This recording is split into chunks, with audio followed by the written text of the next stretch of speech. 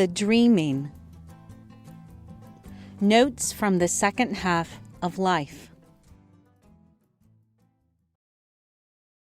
In this dream, I'm showing someone around an old house with many rooms. It's my house, but I don't know it well. I take the visitor down a passageway hidden behind a screen in the main hall, and we find room after room, spaces that are both familiar and strange, like places I've been before but forgotten. The next night, I dream of another house. This one is bigger, sprawling, like the Biltmore house. I move through it having conversations with people I've never met, but feel like I know. I try to call the farm to let them know I won't be in, but my phone won't connect. It never connects in these dreams. Later, the rivers around the house begin to rise. The flood doesn't rush in to destroy, but it laps like a warning around the foundation. This weekend, in waking life, a hawk landed on the fence post beside me in the arena in the pouring rain. He watched me and held still, occasionally hanging his wings to fluff and dry. He was patient, and he gave me the same feeling as the dreams. A reminder to put my phone down and pay attention to what's in front of me. It felt as though the hawk travels both worlds, waking life and the dreaming, a messenger carrying an alchemical truth that waits in every room I travel in my dreams, in every symbol, pointing me closer to the answer. The gold isn't buried somewhere out there, marked with an X. It lives inside me, too close to see in waking life. The nature of my dreams has changed since moving to Lavender Hill. The shift was immediate, a sudden lurch in the transmission of my mind, as if I'd jumped timelines or switched frequencies. The imagery is different. It's heavier and more exact. The atmosphere drenched in a feeling I've never experienced before sleeping in this place, a thick, amniotic gravity. I lie perfectly still in the early dark with the remnants of some vast scene dissolving at the peripheral edges of my mind. I hold my breath and try to grip the center of the image before it evaporates entirely into the walls and shadows of the bedroom. A staircase descends into black, still water. A heavy oak door opens into a room I never knew was there. A figure stands at the far end of an overgrown field and looks back at me with a familiarity that frightens me. A figure who may or may not be me. I've always been a reluctant sleeper, a night owl who believed that going to bed would make me miss out on something, even if there was not a single tangible thing I might miss. My father always said I would grow out of it. I have not, or I hadn't until now. Since moving to Lavender Hill, I sleep straight through the night. A nurse recently asked me if I was a heavy sleeper, and I answered that I absolutely was, but it was a recent affliction. I now have long, unbroken, unhurried sleep, the kind my body has always secretly craved for restoration, even when my mind fought it. I don't lie awake staring at the ceiling anymore. I go down, and I stay down. And if I do wake briefly before dawn and drift back under, the dreams that follow are the richest of all, dense with symbols and atmosphere, and easier to recall and hold on to in the half-light. I don't know what to make of it except that something in this place has finally convinced my nervous system to let go. Maybe much of it has to do with where I am in life, the chronological reality of my age. I'm no longer approaching 50. I've crossed the line and entered my 50s, actively living them. I'm walking around in that decade now, running my fingers along the walls and noticing where the furniture is arranged and where the floorboards creak. Everywhere I click and turn, I'm recently reminded of how human life expectancy crossed a threshold past industrialism from our 30s to our 70s and beyond. Our psyche marks the passage of time in a way that is independent of whatever poised midlife composure we've managed to construct on the surface. The psyche waits. It waits until our conscious guard drops and the house goes quiet. Then it slips into the basement of our minds and does its real work. Or it has nothing to do with my age, and this dreaming has more to do with the frantic change and quiet upheaval of the past 2 years of my life. If I were a plant, the move to the new farm felt like uprooting rather than transplanting. There are losses that left permanent hollows in my weak and sudden uninvited appraisals. There were things I actively chose and things that were chosen for me without my consent, handed to me like an invoice for services I didn't know I had contracted. Any one of these things would be enough to dislodge something from the foundation of my sleeping mind. Each one of them might have been enough to stir something loose from the foundation. But together, they feel like a total renovation. A violent, dusty dismantling to the studs.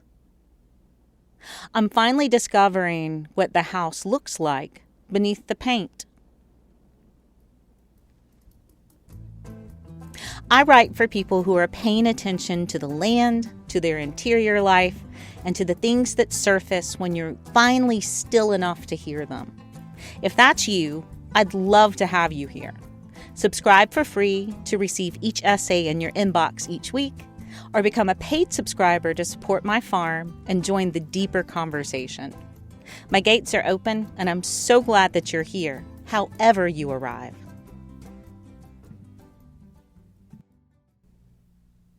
Please note, before I go any further into the Western dreaming tradition, long before our sleeping had a clinical name or a definition, cultures around the world understood dreaming to be a serious matter. I'm not equipped to speak for those traditions with any authority, and I won't try. But I noticed that every civilization which predates the European Enlightenment has treated dreaming as information, as a source of guidance, warning, and contact with what lies beyond ordinary waking consciousness. It is our modern Western habit to dismiss dreams as mere neural noise, devoid of meaning. The long view of human experience is unanimous on this point. What happens when we sleep is worth paying attention to.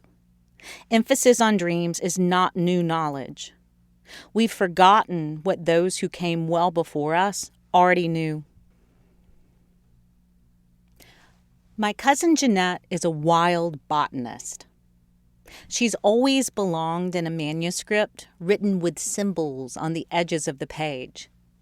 She knew the names of plants by walking near them in the fields.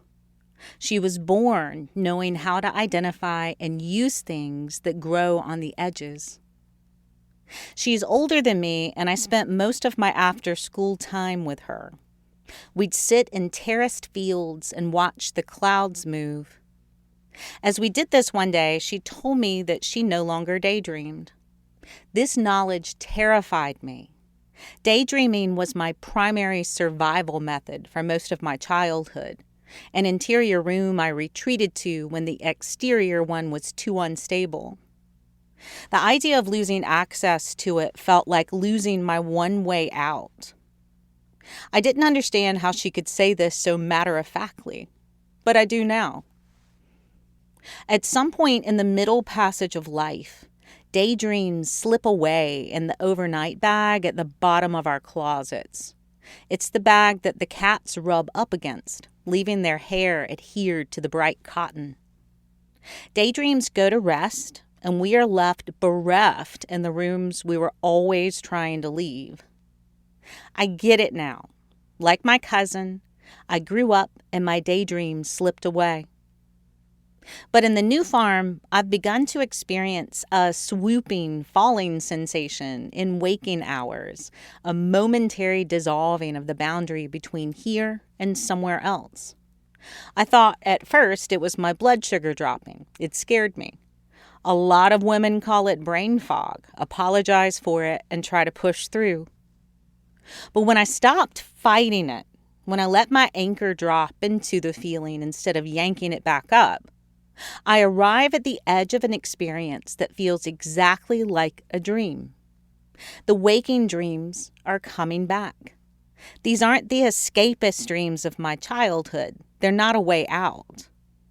They're a way into an experience that feels ancient, like being led by something that knows the road better than me.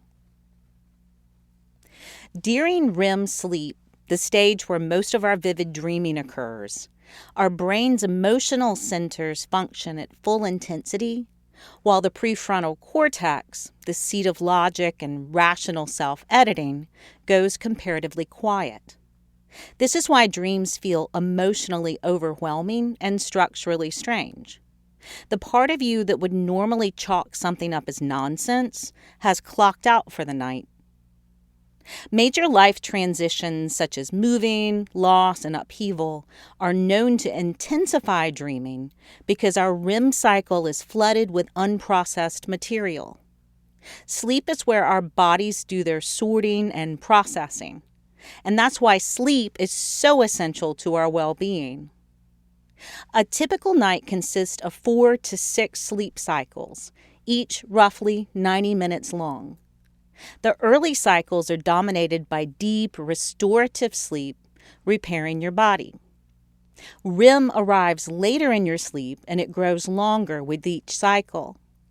By the time you're nearing waking hours, REM is doing its hardest work. The most symbolic, emotionally saturated, atmospheric dreaming happens only if you stay asleep long enough to find it. For most of my adult life, I wasn't staying down long enough. I surfaced too soon. When I do wake briefly now before dawn and fall back under, I re-enter that late REM almost immediately, which is why those morning dreams are the richest.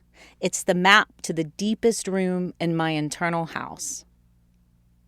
Lavender Hill Farm woke this up in me. It could simply be a matter of timing or the energy that we're living in right now. But once I moved here, I discovered that my night dreams were of consequence. I used to laugh at dream journals. Now I'm typing frantically on my phone when I wake, trying not to miss a thing.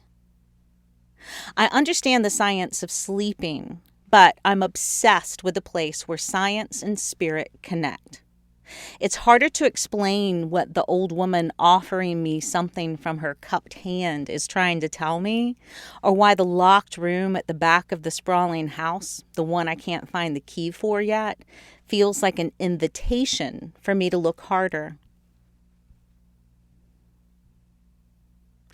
Consider the Voynich Manuscript. In the 1400s, an unknown person produced a meticulous, beautifully illustrated codex and an unknown script that medieval scholars, World War II code breakers, modern cryptographers, and artificial intelligence haven't been able to decipher in 600 years. The most widely accepted fringe theory is that it represents a defunct Turkic dialect.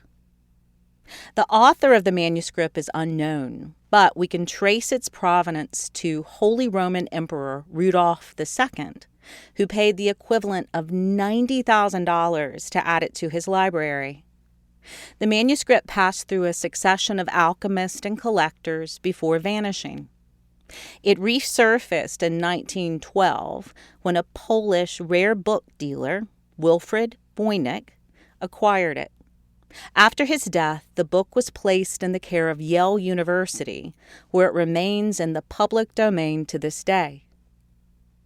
And if you click on this original essay or the show notes, you can link directly to Yale University, has the entire manuscript up that you can go through in PDF. Most of the manuscript's pages are filled with careful botanical drawings. The plants are rendered with detail and intention, but they represent plants that have never been documented outside the book's pages. They don't exist. Some plants appear to be composites with a root from one species, a flower from another, and a leaf from a third. Some scholars suggest that the plants might have stemmed from some dreamlike hybrid world the artist alone could see. What we do know is that someone with quill and ink sat down in the 15th century and drew with extraordinary precision and evident purpose the contents of an inner world that has no basis in any scenery or language that anyone remembers. It is commonly thought that the text might be a cipher, a secret code that, so far, computers and humans have been unable to break. Whoever made this book believed the inner world was worth their time and ink. They believed the record itself had value, even without a guaranteed reader or a key. 600 years later, we still can't read it, but we recognize the instinct within ourselves. Carl Jung drew something very much like the Voynich Manuscript himself. He enclosed it in a large, red, leather-bound volume that wasn't shared with the public until 50 years after Jung's death. The Red Book, when it finally appeared in 2009, took the world's breath away. Thankfully, Jung provided us with a key to decipher his code. Carl Jung also dreamed of houses. He entered the house in his sleep, and there he found 2 levels, many rooms, and a descent through the structure that carried him away from his personal experience and into a world that was ancient and shared. He woke from his dream, convinced he had been shown the architecture of the human psyche itself. The ground floor was the first level of the unconscious, and the basement beneath the floor was our primal, instinctive collective. Each room in the house represented a different period in human history, and each level displayed a different layer of the self. The French philosopher Gaston Bachelard, and please excuse my French, I took 8 years of it, and I will never be able to pronounce it without sounding Southern.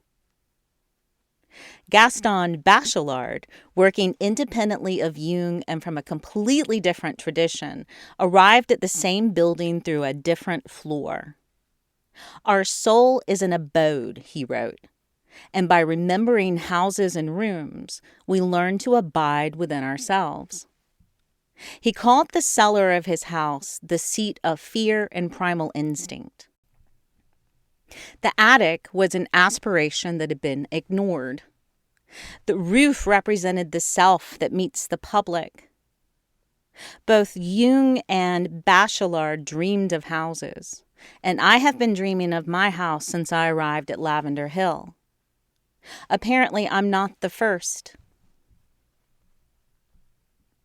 Jung believed that our unconscious communicates through images. When we dream, we see water and fire, shadow and stone, animals with human eyes, and our dead return standing casually at our kitchen counter, saying things we might not be able to understand beyond feeling. The dream for Jung was not a malfunction in our minds or a curiosity. He believed dreaming is the primary medium through which our deeper self attempts to make contact with our conscious mind, a nightly dispatch from the part of us that knows. Jung also believed that the second half of our lives demanded a fundamentally different kind of attention than we give the first. Our ambitions and our exhausting performances of early adulthood give way to deeper knowledge, if we let it. He called that discovery individuation, the slow, agonizingly beautiful project of becoming more fully yourself.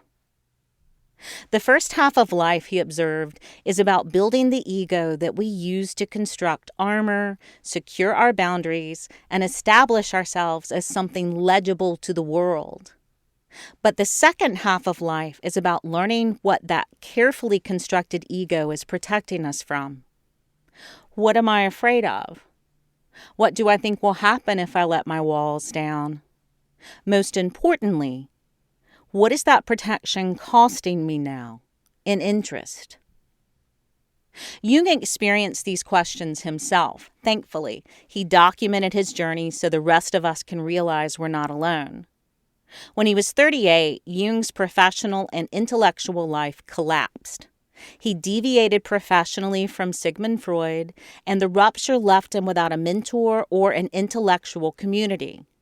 Suddenly, his identity and everything that he'd worked hard to achieve during his life were gone. What happened next is what Jung would call his confrontation with the unconscious. He was besieged by vivid, relentless visions. He heard inner voices. He engaged deliberately with imagery and figures emerging from his own psyche in ways that he later admitted in his own writing he feared might be the beginning of madness. He recorded all of it in careful, ornate handwriting and illustrated it with extraordinary paintings in the large red, leather-bound manuscript that he kept locked in a bank vault. The Red Book, as it came to be known, was not published in his lifetime. It sat in that vault, mostly unseen, for nearly 50 years after his death, until it finally appeared in 2009. The reason for the delay is that Jung's descendants felt the book would damage his reputation. The Red Book contains everything Jung would later theorize about individuation, our shadow, and the symbolic language of the unconscious. The thoughts materialized in the dark night of his soul. Creating the book was an act of survival for him. He needed to discover what this house he had dreamed of was made of. The basement floor holds particular interest to Jung. It contains our shadow, which is everything our ego armor edits out of us so that we can become functional, presentable, employable, and loved. Our shadow consists of all our desires that seem too disruptive. It holds our grief, which has nowhere else to go, and our anger, which hasn't been allowed expression. All the undesirable traits have to land somewhere, and our shadow holds them, accumulating throughout our lives and growing darker, denser, and more compressed the longer they go without being acknowledged. Everyone carries a shadow, Jung writes, and the less it is embodied in the individual's conscious life, the blacker and denser it is. Our shadow also contains the answer. As Jung states, the shadow is 90% pure gold. The answer to mining the riches that we can find in our shadow is easy to skip over because it requires a lot of focused attention. Jung called the act of finding that information active imagination, the practice of entering the imagery of our dreams when we're conscious and allowing the symbols and figures we've met there to speak. We have a conversation with our dream. Instead of standing outside our dreams and trying to translate them like a foreign document, we go back in. I ask the old woman with the cupped hands what she's holding. I try the locked door again, whether I found the key or not, because my unconscious self recognizes and responds to my attention. There are many spots at Lavender Hill that feel like they were constructed in a dream world. The name we inherited from the previous owner carries a quality that is soft and strange, botanical and elevated, as if it exists off the main road of ordinary reality. There are mornings when the light comes through the high windows at an angle that makes everything look like a memory. Ordinary things become otherworldly. The hawk on the arena fence post watches me with focused patience, waiting for me to catch up. I pay attention in a way I couldn't afford to before. My 50s give me a fraction of that hawk's patience, a willingness to be present here, to occupy the moment that I found in this bewildering and flawed and terrifyingly beautiful life. The dreaming isn't direct or exact. The coded messages don't have actionable instructions and a legible plan. They move through me like a storm in this southern drought, their winds working through my system, leaving my landscape subtly or visibly changed. The most I can do is stay asleep long enough to reach the dreams and try to live a waking life that is worthy of whatever the night is trying to show me. Jung understood that we go through phases in which we unlock our own ciphers. He went down into the basement and met the outcast parts of himself. The images he drew held discoveries that went beyond language. We do that too when we dream. Inside of us are maps that cannot be understood by the version of us still trying to outrun our journey. I'm learning that in the second half of my life, I'm more willing to recognize my own reflection.